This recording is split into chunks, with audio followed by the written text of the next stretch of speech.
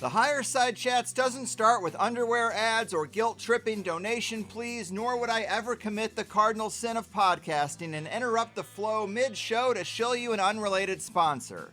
But the free first hour episodes do have to start with a little PSA before we get into it to ever so quickly remind/inform listeners, both old/new, that you're about to get into what I'm sure is a great first hour of a high-level interview, but that means you're missing half the show.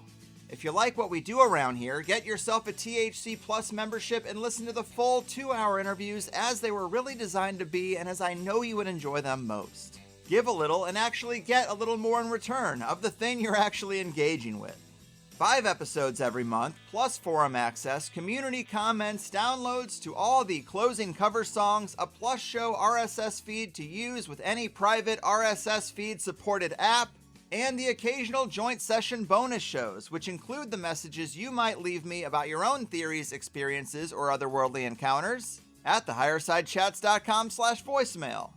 If you're not quite sure, if you just want to feel us out, or if you're only here for this particular episode, no worries. New first-time subscribers get a 7-day free trial when you sign up at thehighersidechats.com. Cancel anytime. Try it out, because it's so important to feed the things you want to grow and starve the things that gotta go.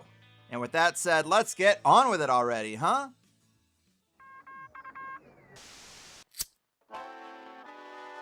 In the 1930s, President Franklin Delano Roosevelt addressed the nation through a series of radio broadcasts known as the Fireside Chats.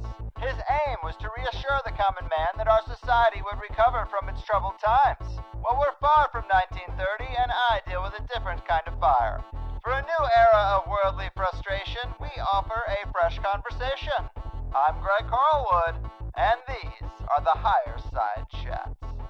Hallelujah, Higher Side Chatters, doing the thing from sunny San Diego. I'm Greg Carlwood, and whether it's the hours sunk staring at the TV screen, the endless scrolling of our phones, over-partying, under-exercising, or slipping up on our diet, we tend to know exactly what we need to be doing to be our best selves, but we struggle to stay committed, and we convince ourselves that we're going to be turning over a new leaf any day now. And the commonality between the aforementioned failings is that they affect us slowly over time, and we don't see the negative influence on ourselves until a pattern has really set in.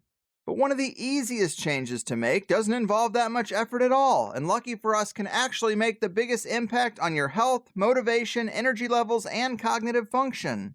And that is simply committing to an all-organic, non-GMO, non-glyphosate-soaked food supply. And despite what the producers of these foods and the captured regulatory agencies say, or how their paid-off media PR propagandists spin it, like many things these days, the real science is pretty clear if you are willing to see past the sales pitch and take an honest look at the unbiased information we have after this decades-long experimentation on nature, the ecosystem, and humanity at large.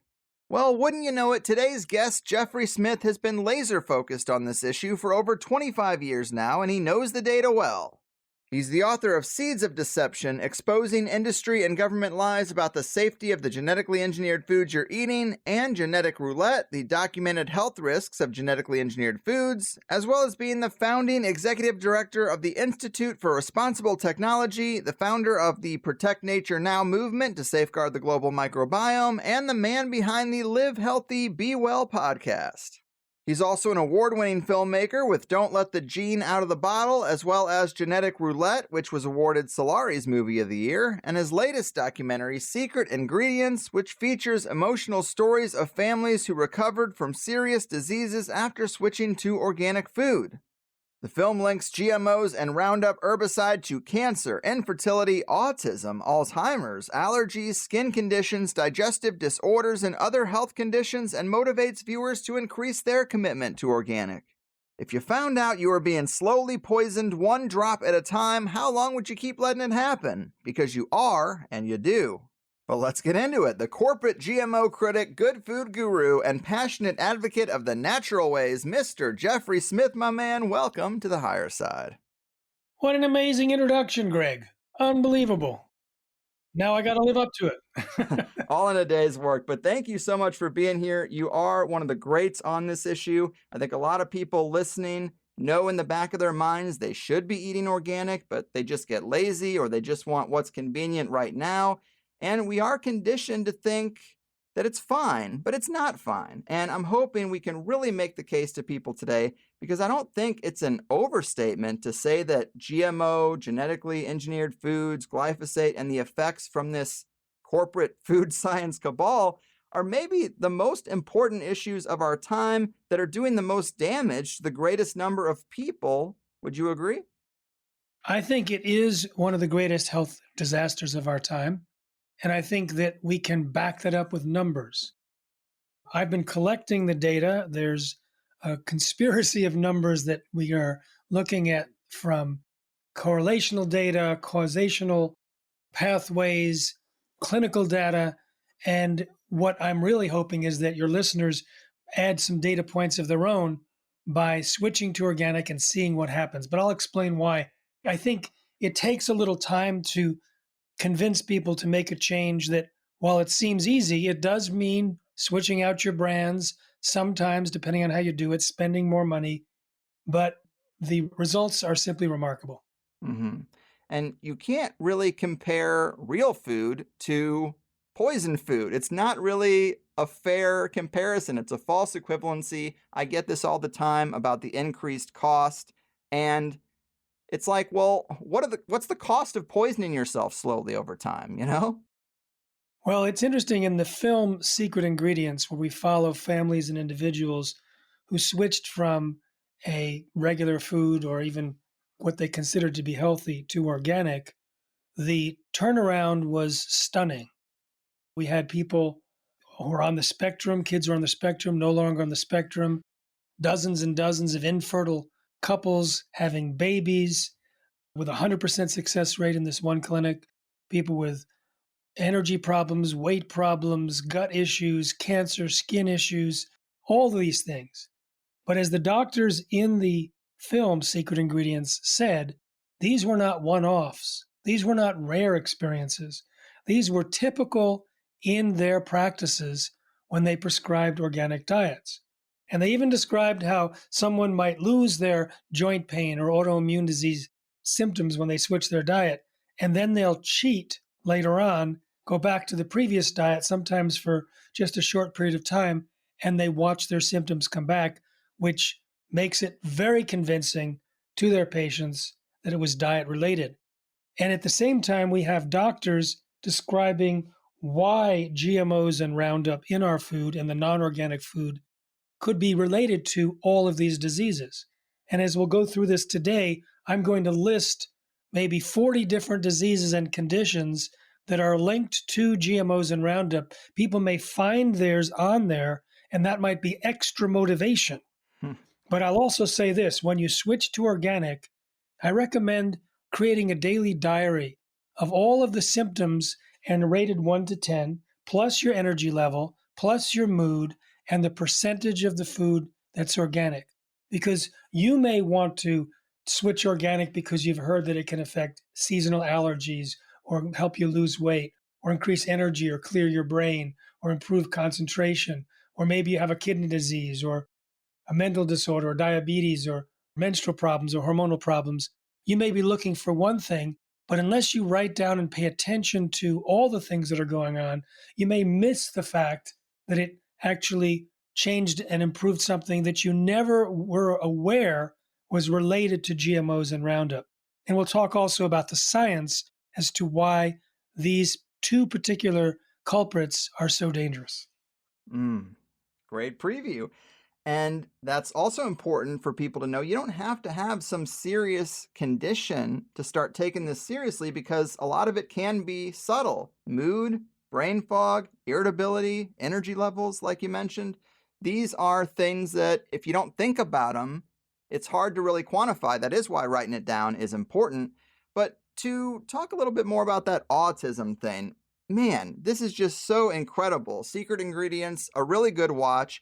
You have this footage of children before and after, and it's pretty mind-blowing because you're watching it right there on screen. These kids basically test out of being on the spectrum and seem to be living pretty normal lives, Explain how that can be possible, because a lot of people are conditioned to think that autism is like you get stamped with it and that's just your life now. It's interesting in the film, a pediatrician who's dealt with a lot of autistic kids, Michelle Perro, who has been named America's top pediatricians many years in a row. She says that autism is curable in some cases, and sometimes it's only a change of diet, depending on how severe. Now, that's backed up with clinical experience, but it also has research data behind it. A friend of mine, Dr. Stephanie Seneff, a senior researcher at MIT, is an expert at finding patterns and causations and whatnot through big data. And she was determined to figure out what was responsible using big data for the outbreak in autism. So she downloaded all of the physiological changes and psychological changes, all that from the research on the autistic spectrum, and told me that she at that time could tell you exactly why an autistic child would have the particular symptoms based on the changes in the physiology. But she couldn't figure out what the environmental insult was that caused those changes. So she had a very particular pattern she was looking for. And then she started looking at all of the data on every toxic chemical that she knew was in wide circulation. Every time she brought it down and compared, she did not find a match. It could not explain the changes until one day she went to a lecture by another friend of mine, Dr. Don Huber, a professor emeritus from Purdue. And he was an expert on Roundup and its chief poison, glyphosate. Stephanie said she sat at the edge of her seat for 2 hours because everything he said fit perfectly. Then she started investigating on her own, verifying the hand-in-glove relationship, and was astonished to find also the correlational data. So she took the evidence, the prevalence of autism of 6-year-olds, and compared it to the amount of glyphosate-based herbicides sprayed on soy and corn in the United States during the year of the prevalence and the previous 3 years. So it was an accumulation of exposure over 4 years. I'm looking at the chart now. Now, the correlation, the line between the glyphosate applied and the autism is nearly perfect. The R value is 0.9972. A perfect correlation is 1. This is 0.9972. It was remarkable how close it was. Now, the epidemiological data is correlation, but she had the goods on what the specific changes were in the physiology, and we now have some research showing that the incidence of autism is higher among families that are working in rural areas where glyphosate is used. But I've also spoken to many parents who've taken their kids off of GMO and Roundup laden foods, putting them on organic, and it's been startling how predictable the outcome is. I talked to one woman who said her son was about 80% improved, and people would ask her, "What have you done?" And she said, "I took him off of gluten, I took him off of dairy, and he's about 80% organic." And then she would tell the next person, "My son is 80% improved." And they'd say, "Why?" And she'd say, "Gluten-free, casein-free, and about 80% organic." After a few days, she started hearing herself, 80% recovered, 80% organic. Then she put the two together with kind of a shock and decided we need to go 100%. And sure enough, over the next few weeks, it closed the gap and it was virtually 100% improved. This is just one person, but I've spoken to many, and especially the pediatricians who deal with many, the people who attend the lectures at Autism One conference with me or Stephanie Seneff or Kathleen DiChiaro, who's in the film Secret Ingredients. with her boy who was on the spectrum and by the end is no longer on the spectrum. She's one of two families in that case. Wow. Now, of course, sometimes autistic people do not have that kind of recovery. And sometimes it's very interesting. I had a 63-year-old come up to me in a lecture and say, I'm autistic, and I want to thank you because after I learned your recommendations and changed my diet, it allowed me to come to this lecture. And that was about 15 years ago. So I've been hearing these stories for a long time. And I can go into some of the plausible causative pathways between glyphosate and autism, and we'll discuss some of them. But what I'd rather do is go through the modes of action and link it to 30 or 40 different diseases so that we realize if it's not just for those trying to prevent or treat autism, it's for those that are living life. Yes. Well, let's do that. Let's hit those modes of action and those 40 different diseases. I'm sure people will find something that resonates with them. All right. So I'm going to start with the charts that Dr. Stephanie Seneff and another colleague created and published in peer-reviewed studies that show the relationship between either just glyphosate sprayed on soy and corn, or also the amount of genetically engineered soy and corn grown in the United States, and that's correlated against the rise of diseases. So from gut issues, and it's interesting with gut issues, I asked people at about 150 lectures, what did you notice when you switched to non-GMO or largely organic foods? And people would raise their hand and tell me something, and I'd say, okay, how many people notice this? The one symptom set that was the most prevalent was always digestive disorders. And this was not just in the 150 audiences, but maybe a dozen or two of them were medical conferences where I speak. And I asked the practitioners to describe the changes in their practice. So they were representing 1,000, 2,000, 3,000 patients each. And again, digestive problems was number one.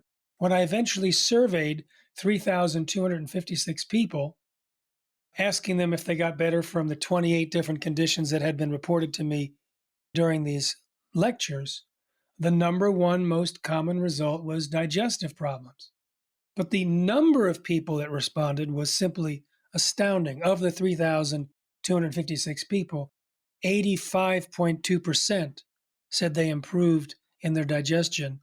And 80% of those, it was either a significant improvement, nearly gone, or completely recovered. So now I published a peer-reviewed study giving not only the survey results, but all of the modes of action and what we knew about the impact of GMOs and Roundup, and also something called Bt toxin, which is produced in some of the GMOs, and its effects on the digestion. So we could spend the whole hour talking about that, but rather I'll just read you some of the research that correlates with the slope of the rise with glyphosate or GMOs. One is inflammatory bowel disease, which is in huge proportions now, deaths from intestinal infection, and peritonitis. There's also other problems reported, acid reflux, irritable bowel, bloating. All of these have been correlated. In addition, there's a lot of liver diseases associated. There was a study done where they gave a tiny amount of Roundup to rats in their drinking water, and this was parts per trillion and low parts per billion. And the rats developed a non-alcoholic fatty liver disease, and it was clear it was caused by the Roundup. And there's about 30, maybe 35% of the US population has non-alcoholic fatty liver disease. And those that have the more serious version of it, they all have, in this particular test, there was a substantial amount of glyphosate in the urine of the people with the disease. But those that had the more serious version of the disease had more glyphosate in their blood. I've seen pictures of really gnarly livers of rats that were fed soy, GM soy, compared to those that were fed non-GM soy. And I interviewed a veterinarian who said that when he did an autopsy on a dead cow that had been eating Roundup Ready crops, it looked like a bomb went off in the liver. So if you look at liver disease correlations, we have deaths due to disorders of lipoprotein metabolism. We have liver and bile duct cancer. We have hepatitis C. The liver is the main detoxifier, and the detoxification pathways are hampered because of the mode of action of glyphosate. For those that are interested, the cytochrome P450 enzymes could be damaged. And so that means that all of the toxins that would normally leave through the pathway of the liver may stick around longer and be amplified. So it makes glyphosate kind of a leader, a king of toxins. It does the same in the cells. There's an NRF2 pathway that detoxes the cells, which is partially disabled in the presence of glyphosate. So again, the different toxins can damage the body. Now there's neurological disorders. We already discussed autism, but there's ADHD, Alzheimer's, deaths, dementia, diagnosis and deaths, Parkinson's disease deaths, anxiety, even suicide by overdose, and schizophrenia. Now, if we look at the mode of action that can cause it, there's several. There's a gut-brain axis. We already talked about the digestive problems. There's problems with the gut bacteria that can lead to a lot of cognitive and neurodegenerative problems. And the gut bacteria is damaged by glyphosate, which is an antibiotic. And if you look at the changes that glyphosate causes in the gut bacteria, and I interviewed someone that looked at that in a research study, I went through the 28 different conditions that people reported getting better from, and he could explain the rise of every single one of those conditions based solely on the results of the change in the gut bacteria. And one of the changes in the gut bacteria is that it blocks the production by that gut bacteria of the precursors to serotonin, melatonin, and dopamine. And these are happy chemicals, and without sufficient amounts, it can create cognitive disorders and other problems like Parkinson's that we've just discussed. There's also a link correlationally to celiac disease, insomnia, and sleep disorders. And for those that are familiar with melatonin, this is no wonder. If there's a reduction in melatonin, that governs circadian rhythms and sleep. There's also reproductive problems, including birth defects and all sorts of congenital heart defects and newborn metabolic disorders and genitourinary disorders, lung conditions in newborns, newborn eye disorders, newborn blood disorders. Diabetes is correlated with both GMOs in the food supply and Roundup, and deaths due to obesity. So some of the major diseases. There's also cancer. There are many reasons why GMOs and Roundup could be related to cancer. It can block the gap junctions between cells, which is the way cells communicate. And one study showed a 50% reduction in that. It also damages the sequence of the genome. It's genotoxic and also causes oxidative stress. It also creates leaky gut, and leaky gut is linked to virtually all diseases that we've mentioned, and all the, some think it's linked to all diseases, period. There's also a study that shows that glyphosate in the presence of a metabolite or a compound that's in the human body normally increases the growth of breast cancer tumors. And so if you look at just the rise of the different cancers, you see it rising in parallel with glyphosate, with breast cancer, with kidney and pelvic cancer, thyroid cancer, and deaths from myeloid leukemia, acute myeloid leukemia. And we already mentioned liver cancer. And then there's deaths from hypertension, deaths from stroke, anemia, as well as skin disorders in all ages except newborns, and then acute renal failure and death. There's a lot of connection between glyphosate and the kidneys, and also acute kidney injury, as well as lymph disorders. So you can see that the particular diseases are numerous. And then if you look at the personal accounts as to what got better when people switched to organic or non-GMO and largely organic, it was digestive problems, fatigue, overweight, obesity, brain fog, anxiety and depression, food allergies and sensitivities, and I'm above 50% response. Then we get to memory and concentration, joint pain, allergies, gluten sensitivity, insomnia, skin conditions, hormonal problems, musculoskeletal pain, autoimmune disease, high blood pressure. Many of these same ones, and I won't finish the list, there are many of the same ones that have been reported with these epidemiological charts. But when you feed the animals in research labs Roundup or GMOs, they often suffer from these diseases or, moreover, the precursors because the studies are typically short term. When you take animals, pets, and livestock off of GMOs, sometimes put on an organic diet, you see these type of changes as well. So we have plausible causative pathways, and I've only mentioned a few. There's a damage to the neurotransmitters, the hormone, the mitochondria, the gut bacteria, the leaky gut, the inability to absorb minerals. These are just some of them. And then there's the evidence in the laboratories.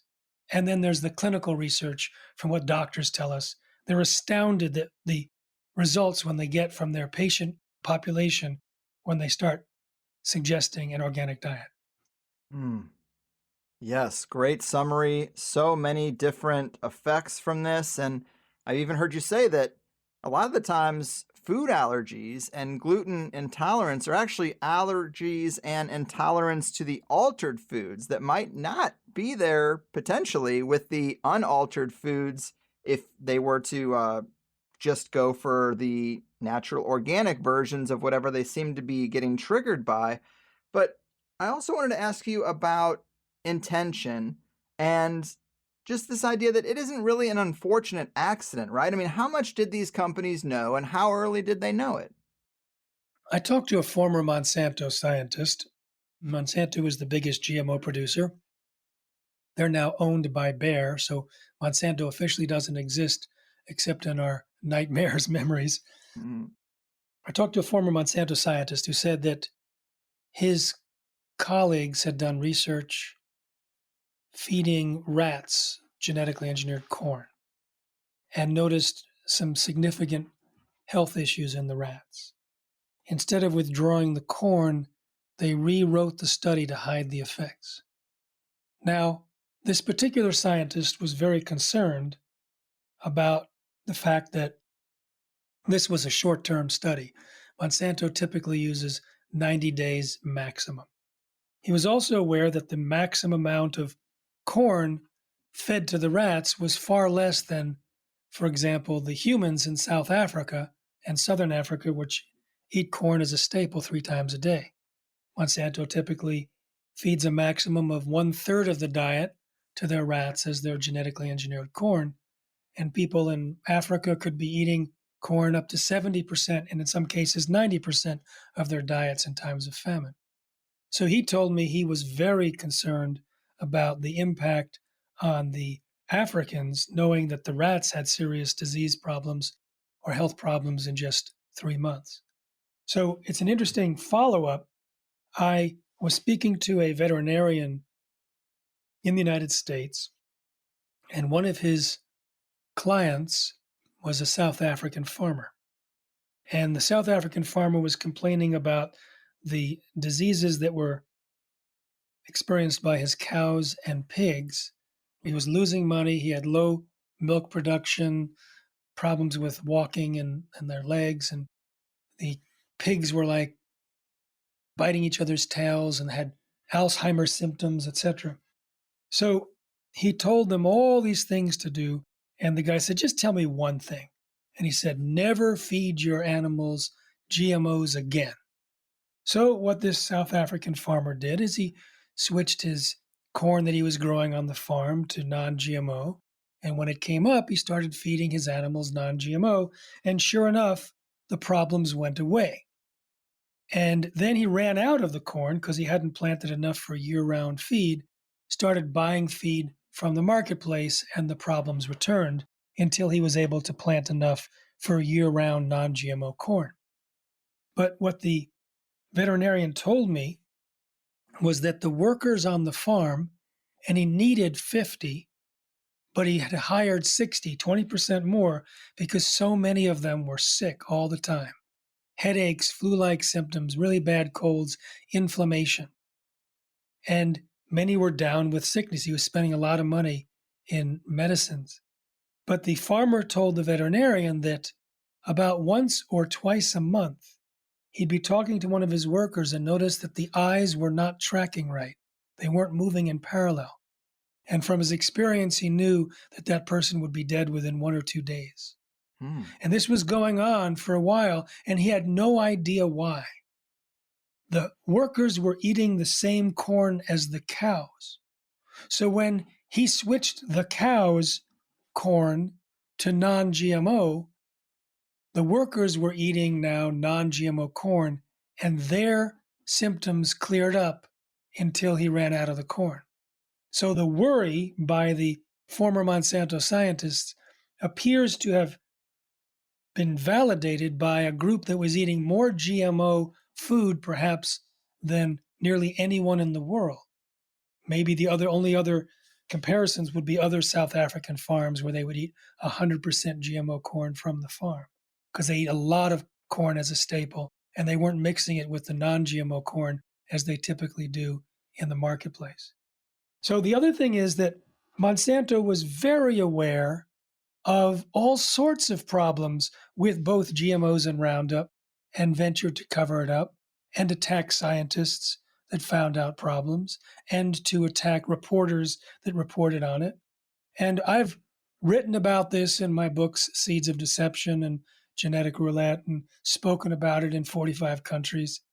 And it came out with such graphic detail in the recent Roundup trials, where 3 sets of juries agreed that the 4 plaintiffs' non-Hodgkin's lymphoma cancer contributed to or caused by using Monsanto's Roundup.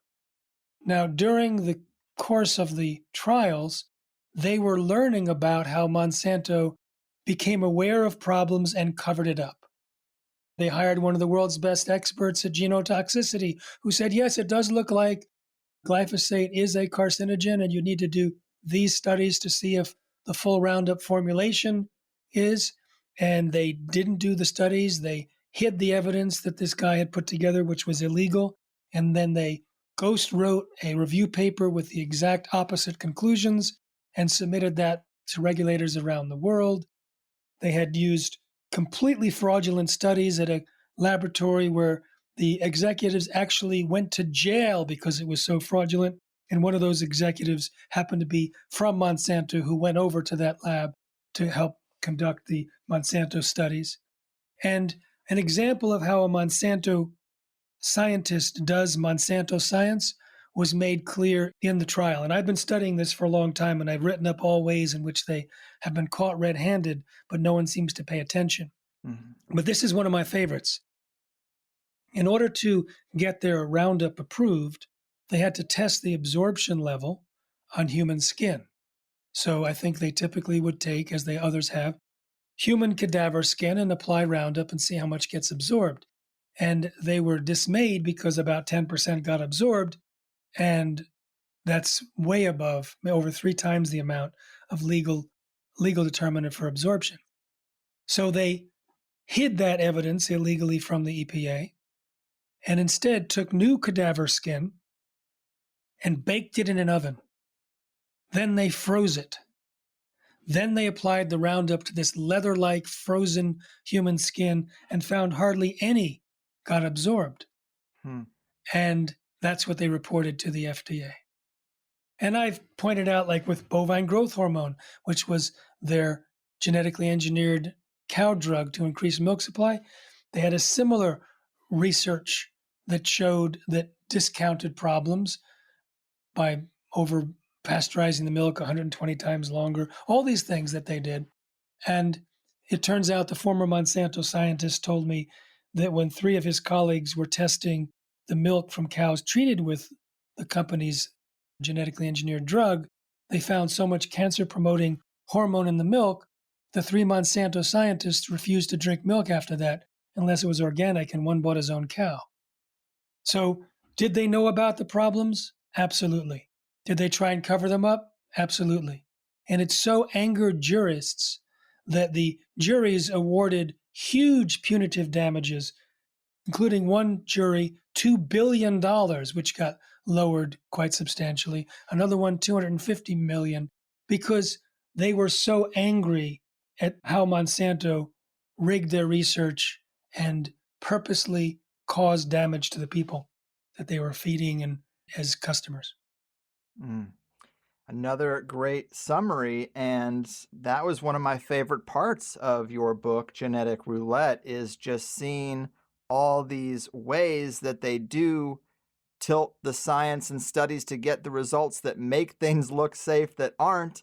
I mean, one of the things that's just mind-blowing is the idea of trying to get a court order to seal safety studies for 50 or 100 years. That seems to be a common practice these days in the corporate science world.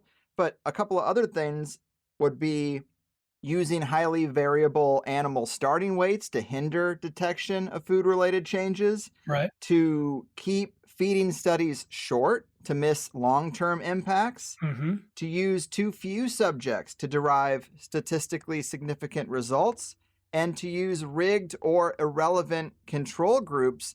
And those are just a few of the things they do that show intention and show that, this wasn't just an honest mistake. They were pushing this stuff through regardless, and they were going to do whatever they had to do on paper to make it look right. And that's just so nuts. I mean, it's so bold of them to do. But I guess if you've captured the regulatory agencies and you've got the media talking heads to endorse you, it's not that risky. Well, it's true. They did have their own people in the regulatory seats. That was clear in the EPA and the FDA and the USDA.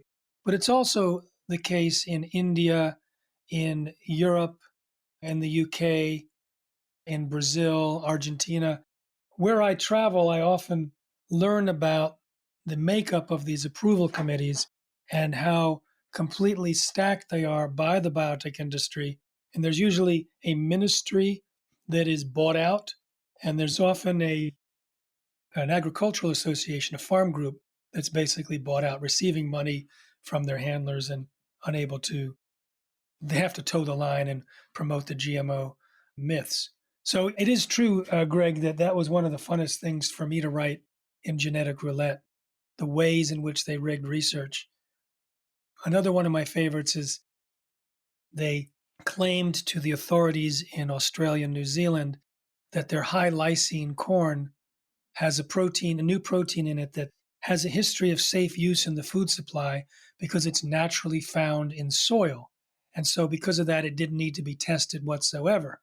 So my friend Jack Heineman calculated how much of that protein would, if an average male American eating the average amount of corn per day was eating just Monsanto's high lysine corn, how much of that protein would he be eating? And how much soil would he have to consume as a comparator? Because remember, you didn't have to test it because it's in the soil. Well, in order to have the same amount of that protein in your diet, he calculated you'd have to eat 22,000 pounds of soil every second of the day. Wow. It's bizarre science. It's checkbook science. It's Monsanto science. Right. I like that. Nice tag. And a lot of this stuff sounds pretty severe. I mean, you've mentioned a whole bunch of some of the most debilitating conditions people can have. But what do you say to people who might think, well, I eat fast food all the time, been doing it my whole life. People who live in these suburban food deserts and they really don't have a lot of other options. And they say, well, I'm totally fine. Like all through high school and college, I ate like trash and none of these conditions ever really affected me. So I'm sure some people might look at their own experience and be inclined to think some of these concerns are overblown. What do you say to those people? Obviously, there's going to be people that hear all of this and decide it's not for them, whether they are feeling healthy or just lucky, or they're attached to their junk food. I would say my first encouragement is try it for 2, 3 weeks. It's an investment of time and attention, and do the little symptom survey we talked about and see what changes. You see, in the survey that I did with over 3,000 people, 52% said that they had improvements from brain fog. Now, if you are experiencing brain fog every day, it may be your normal, your default. You may not realize what it's like to have a clear mind. And in the film Secret Ingredients, David Perlmutter, who wrote Grain Brain and Brain Maker, talks about how the brain uses 25% of the energy, and the energy is produced from the mitochondria, and the mitochondria get damaged from glyphosate. So when you stop consuming glyphosate, you have more energy, and your brain then can have more clarity. But 60.4% of the people we surveyed showed improvements over fatigue, more energy.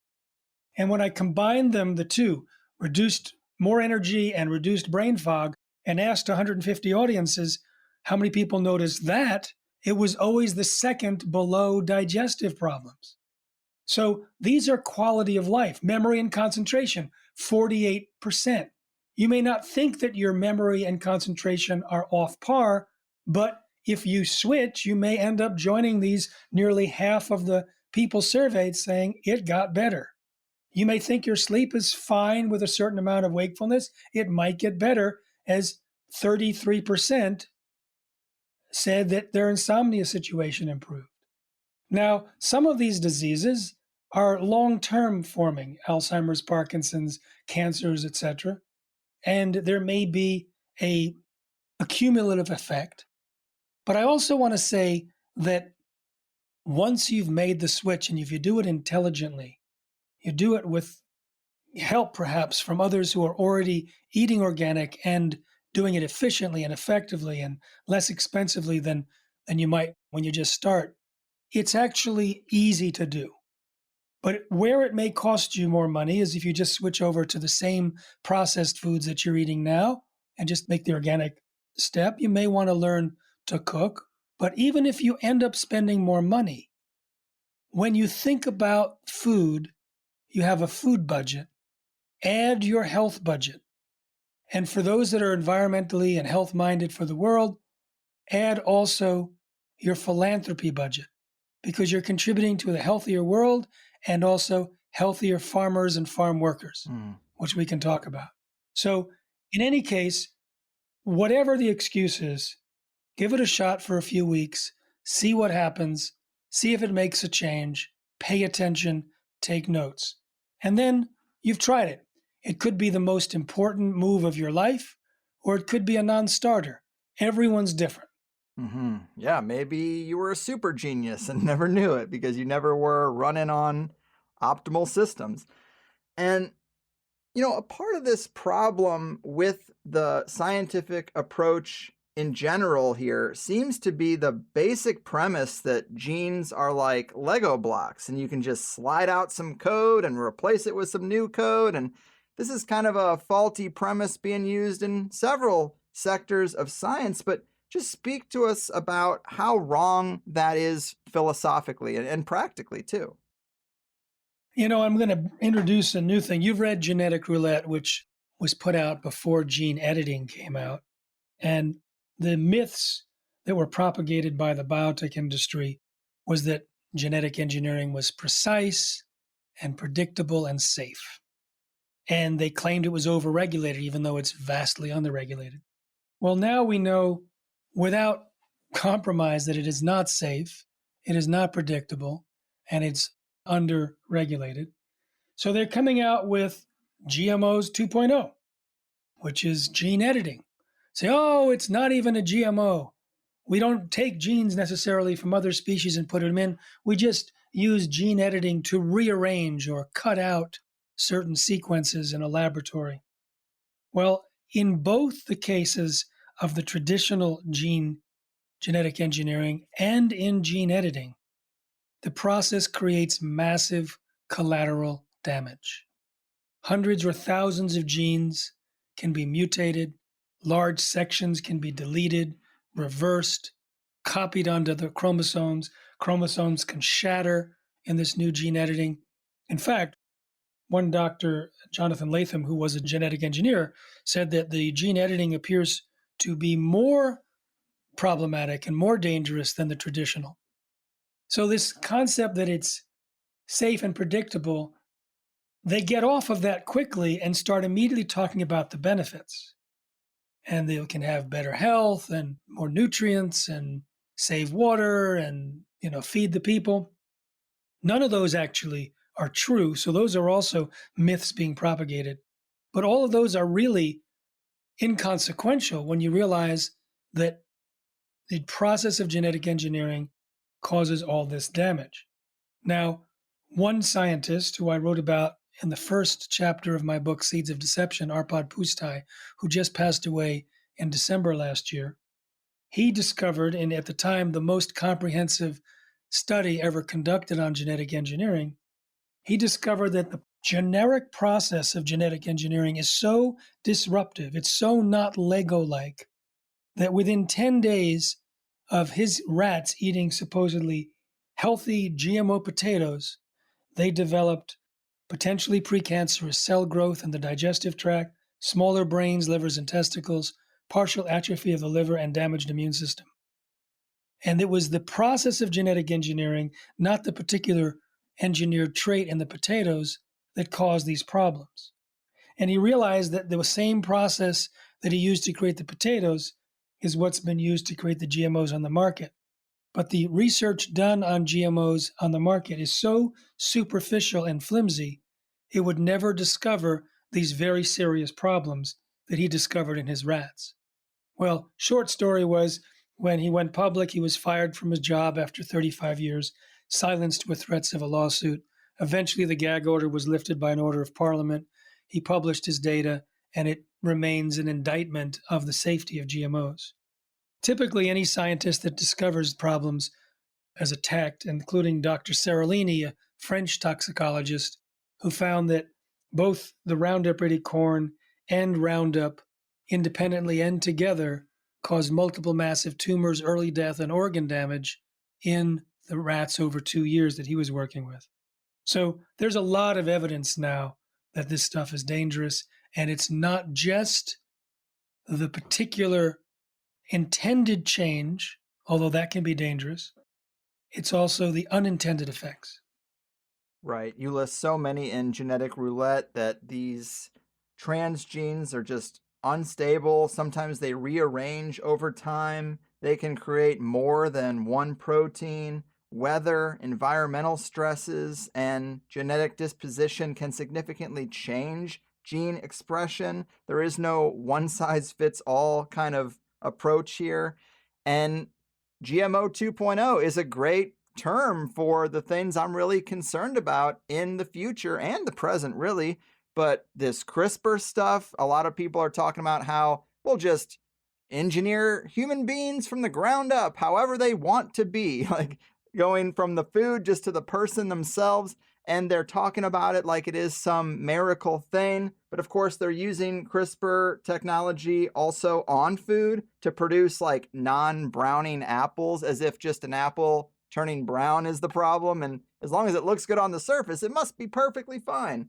And we have GMO salmon that apparently was just approved in some areas. And that seems to be a unique problem in its own right. And then I guess I would also ask you about this lab-made meat trend, the Impossible Burger and all this stuff that's popping up. I guess The next decade seems like it's going to be GMO on steroids, and I'm just really concerned about these things that are going to be coming out and these future problems when we already have so much to deal with. Yeah, it turns out after 25 years of focusing on the health dangers of GMOs and Roundup, our Institute for Responsible Technology and my focus has pivoted to warn the world and make actual policy changes around the world on GMO 2.0. I'm happy to talk about the Impossible Burger and those things, and I think we should talk about the Impossible Burger, but I want to put it into the context of a bigger issue, and that is, first of all, gene editing is now so cheap and easy. You can do it in your own basement with a do-it-yourself kit for $169. For one or 2,000, you can have a little lab that you can create new organisms every day. What we're talking about is a potential assault on nature of unprecedented proportions where we could replace nature in this generation. Of all the different kingdoms that are at risk, the most is the microbiome, the microbials. We know from the pandemic, and we didn't need a pandemic to know, that microbes travel and can mutate and wreak havoc. Most people don't know that microbes can also swap genes. So if you release a genetically engineered microbe with a gene in an Arkansas field to improve soil, that gene may end up in the guts of children on the other side of the world, in the atmosphere, in the Sahara Desert. And the microbiome, the microbial ecosystem, is essential for human and environmental health and has evolved and co-evolved with their hosts and the ecosystems for billions of years. If you introduce a genetically engineered variety and it meets certain conditions as it survives in the environment, it could be cataclysmic. In the film, Don't Let the Gene Out of the Bottle, which is at the website protectnaturenow.com, it's just 16 minutes, but it's an alarm bell that you may not forget. It talks about one genetically engineered microbe that was almost released that, if it had met certain conditions biologically, it may have ended terrestrial plant life. Another one may have altered weather patterns on Earth permanently. So these are microbes that have been genetically engineered by well-intentioned scientists using state-of-the-art information that was simply not taking into account the nature of nature. And because we now have the potential for millions upon millions of genetically engineered microbes, new ones and different ones, to be created over this generation by virtually every future high school laboratory, by home tinkerers, by major corporations, by governments, we are basically rolling the dice with our future. So we at the Institute for Responsible Technology and at Protect Nature Now are building a whole new movement. And so I recommend, not only when you go to the Protect Nature Now homepage, you'll see right on the left the 16-minute film, and you'll see right above you a donate button. So please make a recurring donation of any amount that you can afford, even $1 or $5, whatever you can offer, so that we know it's coming and can start hiring and creating more assets and opening offices around the world. It's a multi-million-dollar effort that we're architecting, and it's something that deserves support because the future of humanity and all living beings are at stake. Yes, yes, you are doing really impressive things across the board. You do more in a day than I do all week, and I'm just kind of in awe of your dedication and your passion. And it's like there is money and abundance in the natural ways for the farmer, for the rancher, and for the customer, but you just can't patent it, package it, and export it. And that is the problem. And maybe it says something fundamentally about our model and some things that might need to shift. The other thing, Greg, is that reaching farmers has always been particularly tough.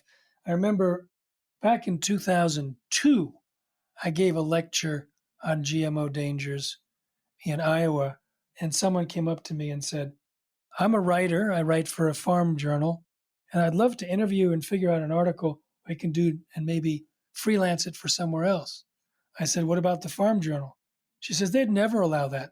The biggest advertisers are the GMO companies and the seed companies, which are the same thing. So it's hard to reach them because the agricultural extension agents work at land grant universities that have funding from the biotech industry. So they become basically extensions of the chemical and biotech industry in their recommendations. Farm media is generally bought and paid for. And in addition to getting the wrong information, they're also preemptively insulated from people like me. They call those of us who are asking for more science anti-science. Right. So we are already facing a disinformation campaign that marginalizes us before we open our mouths. And that's one reason why I haven't focused on educating farmers in my 25 years as a non-GMO activist. I focused on consumers whose choices will filter back to farmer choices when major food companies start eliminating the GMO ingredients in order to maintain market share. Mm-hmm. Now, with GMO microbes and GMO 2.0, we're forced to focus on government laws. But I know from personal experience, laws can change and regimes can change. I was flown to Poland once by the Polish government and gave a press conference with the Minister of Environment praising their non-GMO position. And a week later, a pro-GMO government was voted into play. So we have to not just get new laws, both domestic and international treaties. We need popular culture to pick this up. We need academia to have it in curriculum and policies. Everyone in the world needs to know that we've arrived at this inevitable time in human civilization where we can redirect the streams of evolution for all time, and that gives a demand, as you say, to become stewards of nature, to protect nature. So now that we're coming out of the pandemic and we see the impact of microbes, that may be the easiest set of laws we can create. So again, I recommend that people go to protectnaturenow.com, watch the film, Don't Let the Gene Out of the Bottle, and then please make a recurring donation so that we can have wind under our sails. We're a very small organization and we've had a huge impact in the world. And that was tirelessly. 25 years I've been working. For 13 of them, I traveled 6 to 9 months a year in 45 countries. We don't have the luxury of another 25 years. We've got to get this done more quickly. We've got to raise the money and build the staff and reach the people whose livelihoods and work and missions depend on a healthy microbiome, which includes regenerative agriculture, which includes environment, which includes oceans, which includes human health, invasive species, even national security. All of these depend on protecting the microbiome. So we have our work cut out for us, and we love help from your listeners. Look at that. What a pro. It's like you've done this before. You see where we are on the clock. You know it's wrapping up. But yes, just such amazing stuff today. Your knowledge base is super impressive. And as you kind of touched on there, we are in a transitional period in society. So much is happening. It seems like we're getting a full court press from so many different directions. And my hope is that we can have a counter reaction and build a better world rather than the one that seems to be attempting to be foisted on us. And a lot of the things you're talking about are crucial in that. And just before we really do call it in, I mean, you got so many things going on: the books, the films, the podcasts, the Institute for Responsible Technology, the 90-day upgrade program. What more should we say just in closing about carrying this forward beyond just this interview we're doing and actually trying to make an impact? Because as you said, letting the market decide was a good idea when it came to the food sector, but when it comes to releasing unnatural things in our environment, that really isn't related to the consumer at all. So we probably need a different course of action in that regard. But yeah, just wrap it up with the old support pitch. Okay. First of all, a lot of people kind of got wide-eyed about the list of diseases and how to avoid them and all that. So let me just tell people organic foods do not allow the use of GMOs and Roundup. Non-GMO products can still have Roundup because Roundup is sprayed on some non-GMO products right before harvest. So organic is better. I explain to people in a 90-day lifestyle upgrade how to end up being a successful organic eater. We start with the film Secret Ingredients. If you go to livehealthybewell.com, you can see the film Secret Ingredients, which will be the big motivator for it is already for people to become more organic than they ever have. And then to help people find ways to save money and save time and learn about new brands and keep motivated. We have the 90-day lifestyle upgrade. Also at livehealthybewell.com, we have healing from GMOs and Roundup with experts telling what people can do to help recover for rebuild, repair, detox. And so that's at livehealthybewell.com. At responsibletechnology.org, that's kind of the mothership for our nonprofit. And there you can get a list of products that are GMO to avoid, what derivatives are there so that you can look out on ingredients if you don't buy organic, as well as a list of the products that are sprayed with Roundup and what levels are sprayed. So that's a quick reference and has a lot of information. For our new focus on protecting the microbiome, protectnaturenow.com. So responsibletechnology.org, protectnaturenow.com, livehealthybewell.com. The Institute for Responsible Technology also has a Facebook page and an Instagram, and we have 125,000 people right now actively on our Facebook. Instagram is growing. Please help us there by becoming a follower.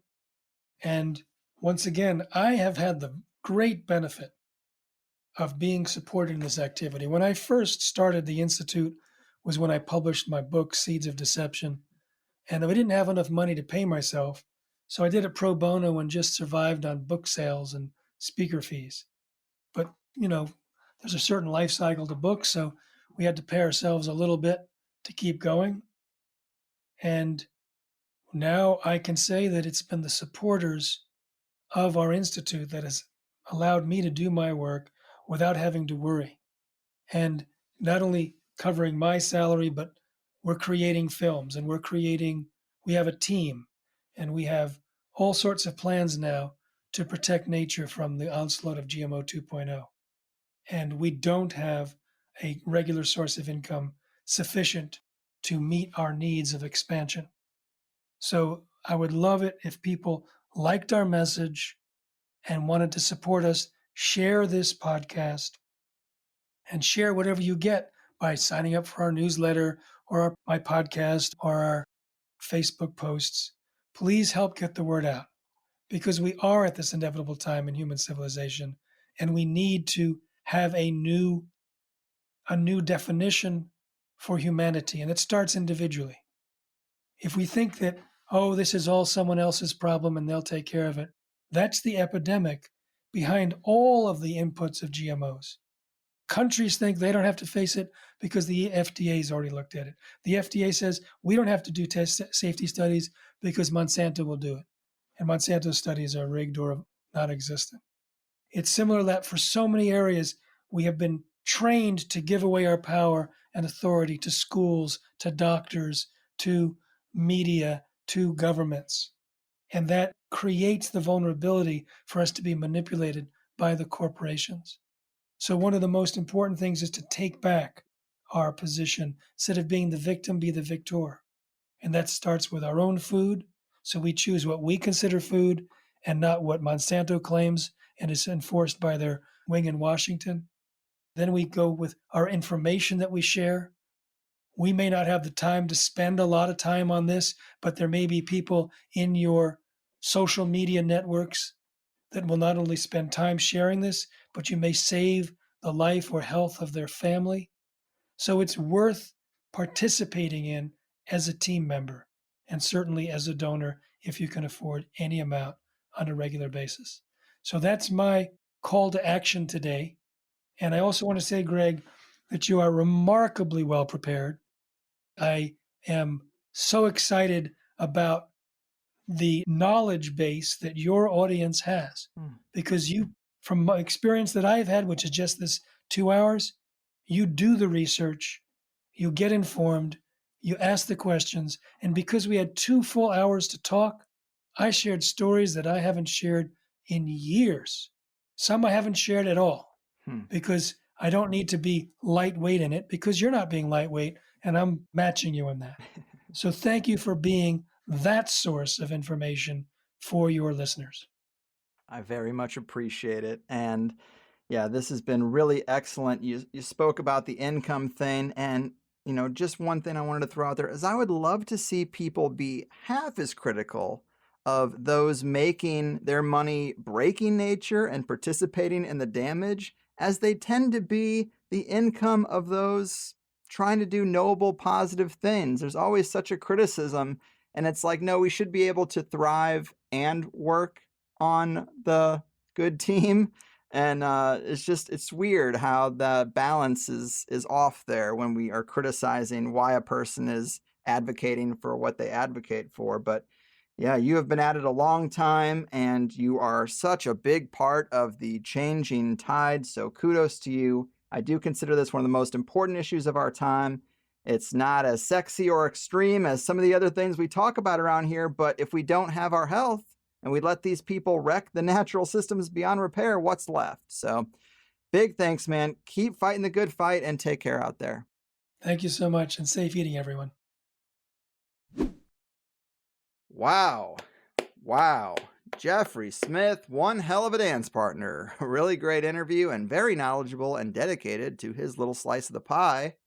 I love it.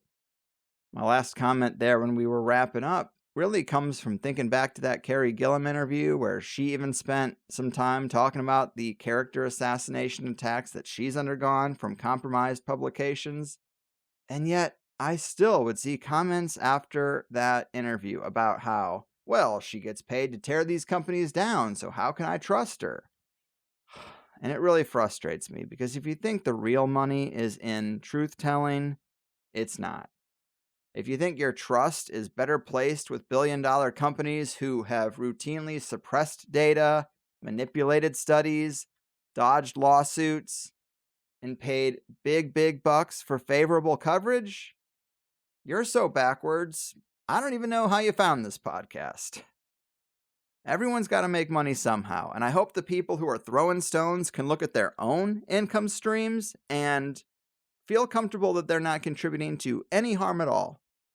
What company do you work for before you start throwing shade at an independent journalist or a counterculture podcaster or a whistleblower saying, hey, these corporations are lying about the safety of their products? It's tough because a lot of our guests, the ones who are trying to improve the world and call out the criminal class, they get nitpicked on for one thing or another. And that same scrutiny isn't applied to the big corporations for some reason. We've just accepted what they do. I don't get the logic sometimes. But as I say in the plus pitch, feed the things you want to grow and starve the things that gotta go. We have to support organizations that are fighting the David versus Goliath style fight and actually trying to keep tabs on the gene engineering space because someone has to and the regulators are compromised or asleep at the wheel. And how scary is some of that gene editing, environment altering stuff? This goes way beyond glyphosate, yet we're still trying to win that little battle. I feel like some of the industries are pushing things so much further than any of us can even keep up with. It's hard to regulate or educate about something that people generally think is sci-fi fantasy supervillain stuff. But I'm totally on the page that genes are not like Legos, that these things cannot be contained or handled with the sort of precision the perpetrators like to pretend they can be. And no one's even asking for this stuff. How about we fix and clean what we already have? In the past, we've done episodes about how Native Americans engineered abundance before the colonizers came, And they didn't have a laboratory. They worked with nature and its principles to make more of what they needed. They promoted a healthy fish and wildlife population so they never had a shortage. And when you get deeper into that stuff, it wasn't just living off the land as it's often presented. It was high-level design of the natural landscapes, which is what I wish we could see more of and get back to. And maybe we will on the other side of all this stuff if they don't break everything along the way. But really important interview if you ask me. As you know, there's always a second hour for those who want it. Sign up for the Higher Side Chats Plus at $8 a month and get 5 shows a month and some other bonus stuff. Come engage in the comments on the highersidechats.com website and get all up in them forums. I don't just ask you for support, I give you the first hour as a proof of concept and then give you twice as much show for it, so hop on in. Let's keep the good times rolling. Today's Plus show, we got into why friends don't let friends eat the Impossible Burger, the release of GMO mosquitoes, very scary stuff, and I did misspeak. I said Bill Gates' company was behind this, and that's wrong. But the Bill and Melinda Gates Foundation did supply funding for the development and deployment of this project, as stated on the website of Oxitec. We know the big boys don't care that much about accuracy, but I do, so I just wanted to throw that out there. We also talked about unpacking the base corporate philosophy against nature and a lot of other fun stuff, as much as was in the first hour. Of course, there's just as much in the second. All good stuff. And I am currently on the road, so not much to say in regards to the calendar at highersidemeetups.com, where you can make your own events and find local people that are on your same page with a lot of this stuff. Very important these days. And I don't really have a lot of other updates, but I do appreciate you guys, especially the Plus members who make my world go round. And I hope you appreciate that I've gotten you 5 shows a month every month since Plus started, and I think 2016?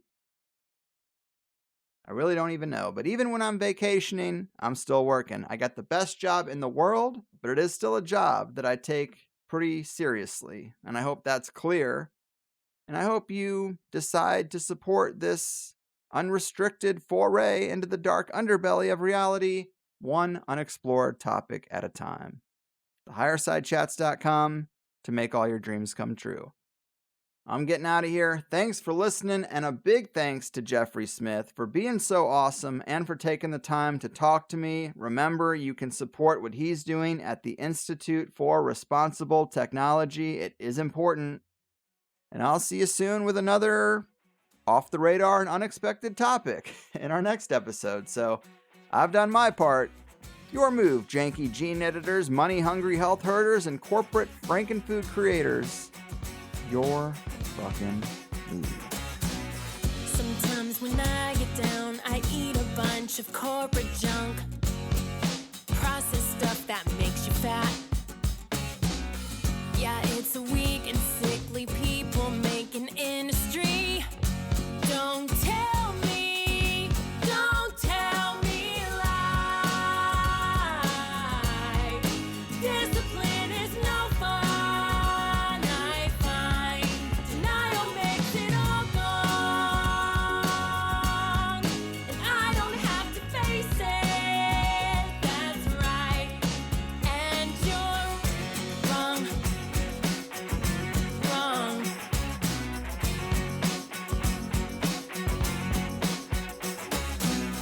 Got an addiction to the digital technology, and every now and then I try to quit and leave it be, but it's too hard to turn it off. It's getting worse, and yet it's learning.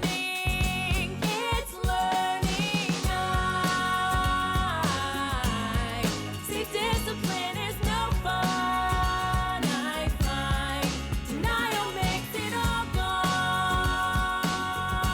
and I don't have to face it, that's right. And you're wrong.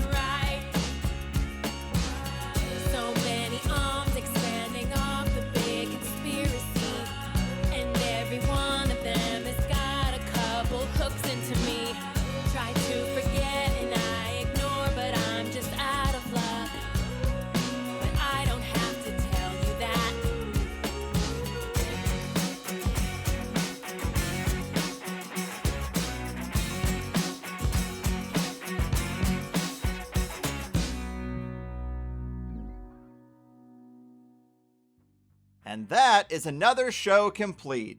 Remember, as much as you enjoyed this, which is just the free first hour, I hope you'll become a Plus member to hear the full 2-hour interviews.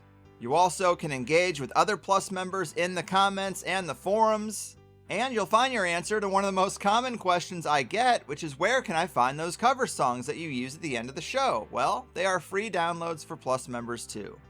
And without Plus members, I can't hire the occasional musician to bring these odd cover song ideas to fruition. Plus members are how I'm able to do what I do without ads and without the big machine being on my back.